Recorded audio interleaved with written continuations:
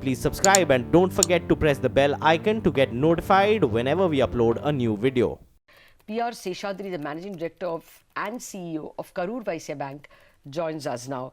Mr. Seshadri, we have of course other questions on your bank, but first if you can tell us, do you expect this rate hike in course of time to mean higher deposit rates and lending rates for you? Ma'am, there has been a structural tightening that we've been observing over the last 6 to 12 months, and this is a continuation of what's been happening. As a bank, we have done a reasonably good job of raising our lower cost funding sources. So last quarter we ended up at 30% CASA. We started a year ago at about 22. So we are growing significantly faster than the market as far as the lower cost sources of funding are concerned. But having said that, the market has tightened. This is a continuation of that process. And we think that some of that will flow through into costs that both industrial and retail consumers have to bear going forward. Okay. Mr. Seshadri, good morning and thanks for joining us. I wanted to understand a little more about what's happening with asset quality, because the feedback we're getting from a lot of big bankers is that the worst of the asset quality problem is behind us. What about your own NPA cycle? How do you see it shape up?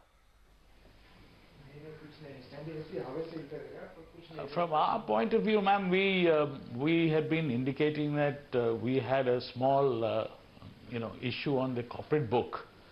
And we had identified a set of assets which we thought were stressed and which we thought needed to be worked out. At the end of the last quarter, the corporate book, we believe, is now reasonably clean and the issues that we had are behind us.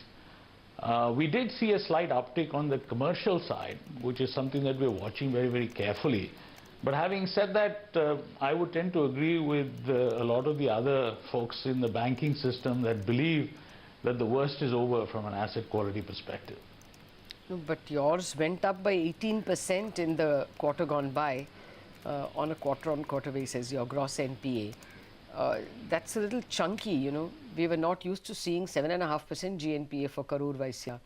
Is this the worst? I mean, and the February 12 circular's tail end impact may also come in. So do you think you go up further and then come down?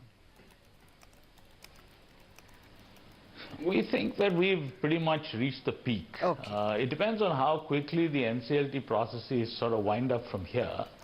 But our prognosis is that this is about the worst that the credit cycle is on this particular, at this point in time.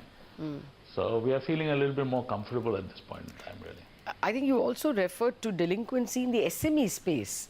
That's not part of the big bad NPA that right. India is grappling. How serious, how much of your, 3,500 crore of NPAs are coming from the SME sector? And is that a problem that you will see, the tail effect of GST and demonetization?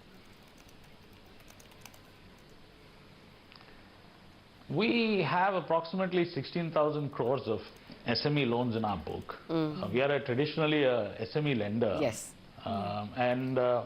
Out of our 3,500 crores worth of NPA on our book, roughly 800 crores is SME. Okay. And the rest is largely the big corporates. We don't really know why there's been an uptick last quarter. We are doing a whole bunch of analysis at this point in time. It's a little bit more broad-based, so our ability to actually put a finger on what is really causing it is a little limited. Okay. We'll probably get a better read this quarter. Is it We because are of the... seeing some amount of... No, go ahead. Is it because of the one-day default rule?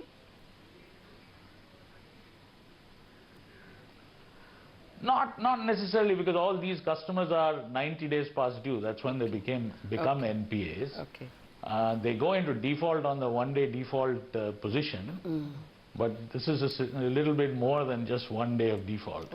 I think there's a cash flow related issue that many industries are facing, especially where the payments on bills are pending.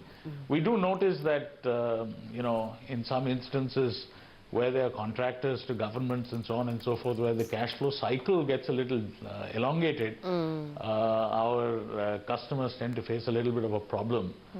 There's also a knock-on effect on the cash flow cycles of people who were in the past relying on the LOUs that importers used to have access to. With that tool not being available at this point in time, that changes the structural liquidity available to that trade, and that's also impacting some businesses. So it's a combination of many factors. Okay. But I don't think the commercial side is as complicated and as difficult as the corporate side, because there the resolutions are much more complicated and much more involved against these smaller businesses. So actually this cash flow situation or cash flow issue that SMEs are facing is something we've been hearing since demonetization. So it's worrying to see that it's still continuing right now. So the SME slippages for the bank for the remaining 3 quarters, how much would they be on an average? Would it be about 300 crores, 400 crores? What can we expect? Our current prognosis, we've run our internal models. We've tried to look at what the future holds for us. We expect that the NPA for the next 3 quarters will be roughly equal to the NPA that we've had in this particular quarter. That's the current view, because that seems to be the trend that we've had historically. So in line with that, that's our current expectation.